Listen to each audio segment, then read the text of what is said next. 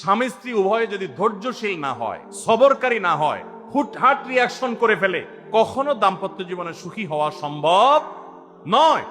মনে রাখতে হবে, একসাথে থাকতে গেলে, দুইটা পাতিল একসাথে থাকতে গেলে টুনটান লাগে না, বাধে হয় না? আপনার কাছে যদি কেউ এসে গাল গল্প দেয়, দেখবেন অনেকে গাল গল্প দেয়। গাল গল্প দেওয়া লোক আছে না নাই? ভাই 30 বছর সংসার করেছি, জীবনে আমাদের একটা কথা হয়নি।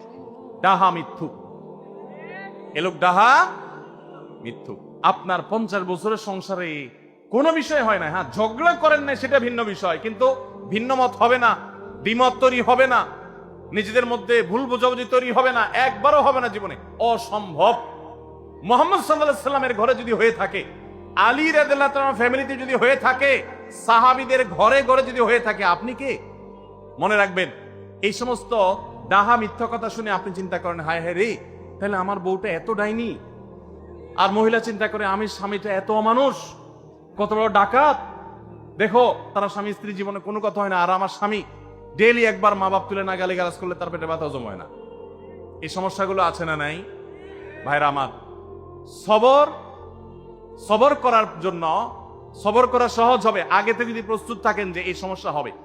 কারণ দিন শেষে তিনি মানুষ, তার ভুল হতে পারে, একটা সময় তিনি তার ভুল বুঝতে পারেন। দাম্পত্য জীবনে